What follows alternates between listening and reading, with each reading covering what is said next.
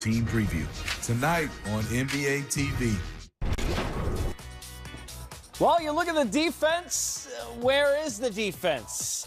You know what's going to help the Nets is having it in the middle. And they got versatile, they got big, and they got Jarrett Allen. And even though a lot of people, as I said, might have noticed him first, Coach, because of his hair, they really took notice of his play. I know you were excited about his potential and the growth last year. What did you see in both?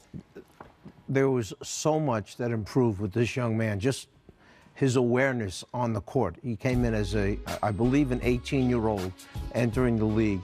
And the more that Kenny Atkinson gave him time and showed him confidence until he finally worked his way into the starting lineup, which he earned and deserved.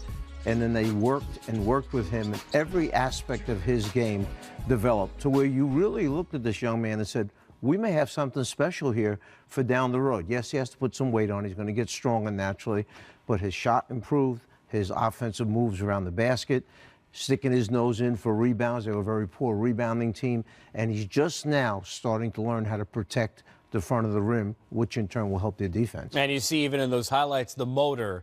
He's got that youth, but even with that size, able to run the floor, get up and down with the Nets, which they want to do. Yeah, I was really impressed with his activity, Coach, on the defensive end starting off with, but most importantly then on the offensive end. Seeing him finish around the basket, left hand, right hand, had some moments where he put a couple guys in some trendy situations, you know, on social media where he was finishing around the basket and dunking like what you just saw right there. So he's a guy that's going to flourish in this system. I think paces are going to really help him. And having some other guys to anchor that defense to protect the paint, special year for this kid. Coach, we talked about Kenny Atkinson, the things he and his staff want to do. Is he a perfect fit? Why is Jarrett Allen now a nice fit in the middle for this team moving forward? Earlier in the show, we mentioned the fact that they had to get better on the glass and they had to improve defensively, because when you look at the numbers statistically, they lost so many close games in the fourth quarter, and that comes down to stops very often.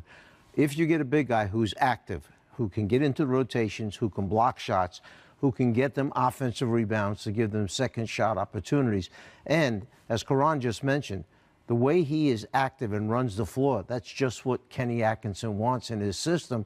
He looks like a perfect fit. Yeah, and look, he's so young. So all of the mistakes and the things that he learned from last year, how much do you remember from a young player, year one to year two? What kind of things are now a little bit easier, more comfortable for Allen than they were the first time around? Well, I think it's taught lessons, by trial and error. You're out there, you're physically out there making the mistakes on the fly, learning on the fly, and then you're watching film, you're getting educated in the film sessions. So now you go into an off season where you worked on all the little mishaps of your game, you tweak some things, and then you come out, same coach, same style of play.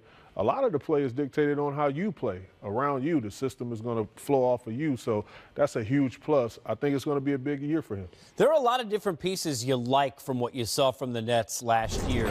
Moving into this one, as you look at the depth chart, and Coach, obviously you got to start with Spencer Dinwiddie. As you said, a lot of their wins last year of the 28-18, right? Directly associated to him being in that starting lineup. Dinwiddie was more than just a surprise, okay? He wound up leading that team and getting 18 of those wins as a starter out of their 28. But the name up there that really jumps out right now as far as this training camp and what's gone on, Caris LeVert, has been simply outstanding. Every player is talking about him. His development now is rounding out of his game, where now he's not only a catch-and-shoot guy or fast break finish with dunks. Now he puts it on the floor, has peripheral vision, makes his teammates better, can stop, elevate off the dribble, shoot, and make jump shots on a regular basis. He's gotten stronger. His footwork is so much better now. And he credits watching Kyrie Irving's workouts for his improvement over the summer. It's interesting because you talk about the scoring of the backcourt, LeVert, his ability to score the basketball, and Dinwiddie. What I love was the big shot making. It was amazing how many times in those wins he was responsible for the big shots they had down the stretch of games. Yeah, he's a guy that's ready for the moment. I seen him this offseason in the summer working on his craft, working on his left hand, working on his right hand, getting into the seams of the defense, facilitating for guys. I've seen it on numerous occasions where he's attacking the game in a different way every time he play pickup basketball. And then you got guys like Ed Davis that's coming from Portland, Shabazz Napier that's coming, that's going to add depth to that backcourt. So it's going to be a good year for those guys. And just I'm looking forward to this, the expectations of Spencer Dinwiddie in specific. You mentioned expectations. When you have a big contract and what some might say is bigger than your performance, we always talk about what you don't do, not what you do. And Allen Crabbe had that situation, not only for the team he was on, but then contract gets moved to Brooklyn. Same thing. Can he get up to those expectations? Forgetting the money for a second, what did you see from Crabbe that you liked last year, Coach? I saw a little bit more of the shot making I was hoping for. I can't say that I'm convinced now that this guy is a great shooter all the time on a regular basis, like Kyle Korver. Let me use him as an example. But this guy did improve, did show me that he can have nights where he's going to have big games because of his shot-making ability. They brought him in to surround that three-point line, something that they want to play to and need guys, obviously, that can make those shots. I think we'll continue to see him grow more this season. He'll be a little bit more comfortable. Remember, they went after him, didn't get him at first. That's right. And then went back and got him second time around. So they obviously really like Crabbe. And I expect a better year this year than last year. He was okay last year. I'd like him to be better than okay. You think about the guards and their ability to get to the basket, Allen underneath, having a shooter like Crabbe obviously going to benefit the offense. Yeah, it's going to open up a lot of real estate, and that's exactly what you want. You need not just shot takers, but shot makers. And Crabbe possessed that ability, which Coach just touched on. He's making shots at an amazing clip. You saw little glimpses of that this past season, and you want him to continue to build on that. And that's going to give the real estate necessary for those big guys, Carroll to slash and do the things that he's accustomed to being accustomed to. And you're going to see the bigs like Ed Davis, Fareed live at the rim, finishing with the strong twos.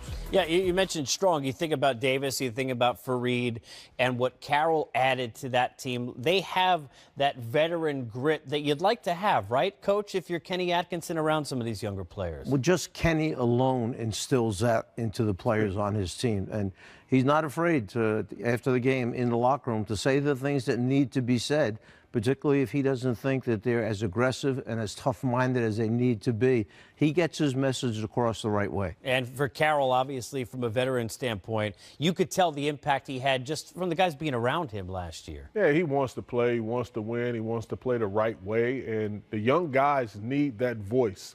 They need a guy that's been through some wars and some battles and that understand the game and, how to be consistent. And I think he possessed all those things. All right, we know the East doesn't possess this LeBron.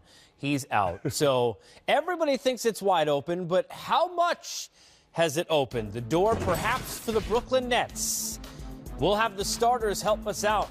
Just how high are the hopes for this Brooklyn team this coming season?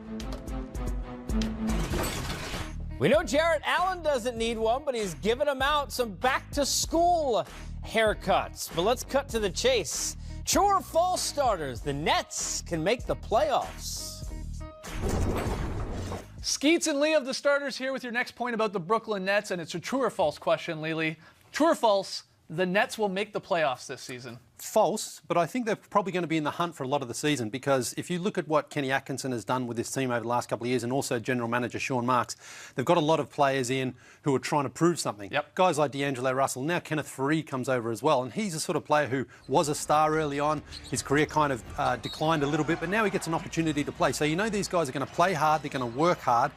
But I think really, if you look at what Sean Marks is trying to do, he's building towards next summer when they're looking at perhaps having a max salary slot open and trying to attract a free agent. So I don't think the Nets are quite there yet, but I think they'll be a very competitive team. Yeah, I'm with you on that. I think they're going to be in the mix, which is you can't usually say about the Brooklyn Nets, so that's good. But why would they really even want to make the playoffs in the 1 year where they're going to have their own draft pick and another one? So this is finally they're free. We have a draft pick. So it'd almost be weird in a way if they sneak in to the Eastern Conference playoffs. But they will be there, I agree with you, in March, because there are a bunch of guys trying to prove stuff. They've built a culture there that's gotten better. Spencer Dinwiddie took a little step up last season. So I'm with you, in the mix, but not quite getting in. No, you can see the direction of where this team is going. And that's the thing that we haven't seen from Brooklyn, as you mentioned, for quite a few years. They're not going to know what to do with the draft next year when they actually get a choice of their own. So I think it's going to be a good season, not quite play. In the Eastern Conference, you can always kind of sneak in sometimes accidentally. That might be them, but I don't think they will make it. All right, that's where we stand on the Brooklyn Nets. Let's hear from you guys. Do you think the Nets make the playoffs? Let us know on Twitter at #TheStarters.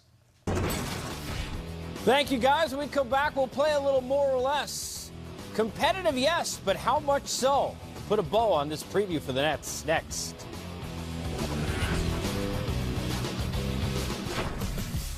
The struggle has been real for the Brooklyn Nets. Haven't made the playoffs since 15. You look at the last 3.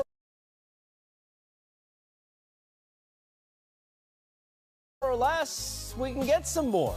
32 wins, the number, coach, we're giving you. More or less for the Brooklyn Nets. When I saw 32. 2015 playoffs, I was saying, wow, it's not that long ago, but that was KG, Paul Pierce, Joe Johnson with that group that made it into the playoffs. Here's what I'm thinking. They lost so many close games last year, and they had 28 wins. If they win half of those close ones, there's 4 more wins on top of it. So I'm going to say yes, that they will be above the number. Above 32. Yep. Okay. I will have to agree with you. We're on the same page a lot today. I got them over 32 also. I think they're going to be a lot better just because a lot of other teams in the Eastern Conference is going to be a lot worse. So with that being said, I got them at 33 wins. And LeBron's gone. Yeah. LeBron got a lot to do with a lot of things that we're talking about, East and West. Playoffs, yes or no? Playoffs? No. No. No. You're reaching now, bro. Well, it's not Playoffs. me reaching. Playoffs? Playoffs? Playoffs. So no playoffs. No playoffs. Okay. Pump the brakes on that. But no they have playoffs. picks in Barclays. And we'll have space. And they'll have some For a Max space. guy. Yes, for a Max guy. Not a guy named Max. We'll see you next time, our preview shows. Good luck to the Nets this coming season. Yo, how John B get up there?